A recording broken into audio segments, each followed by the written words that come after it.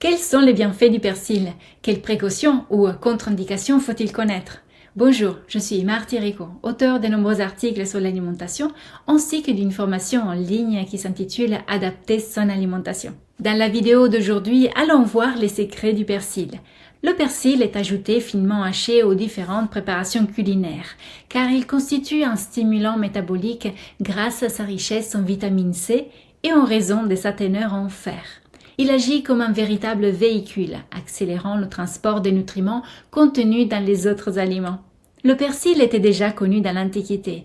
Les Grecs et les Romains l'utilisaient non seulement en décoration, mais aussi à des fins thérapeutiques. En effet, le persil peut avoir une action anti-anémique. Il possède un effet diurétique grâce à la présence du glucose flavonoïde apioside.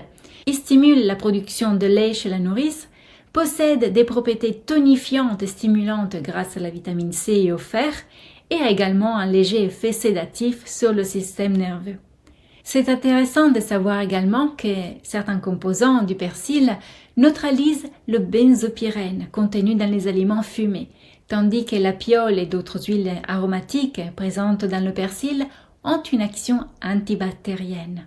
En raison de son effet fluidifiant sur le sang, le persil est formellement contre-indiqué chez les personnes souffrant de troubles rénaux et chez les femmes enceintes, surtout lorsqu'il est consommé en association avec d'autres aliments ayant des propriétés émollientes ou fluidifiantes du sang.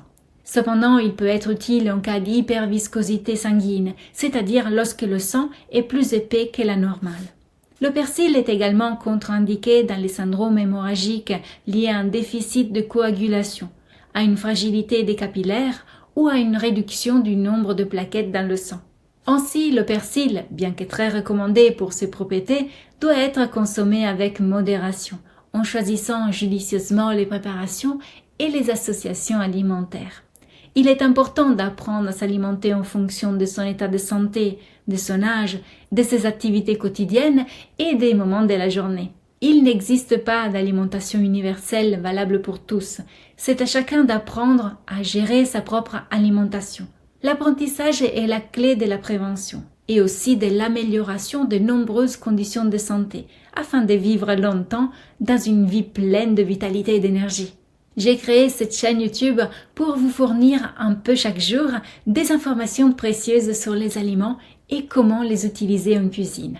Ensemble, construisons une toute nouvelle relation à la nourriture, basée sur le fonctionnement naturel de l'organisme.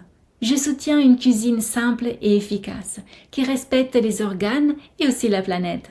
Pour vivre en pleine forme, apprenons à prendre soin de notre assiette un peu tous les jours et prendre le temps de se faire à manger sainement.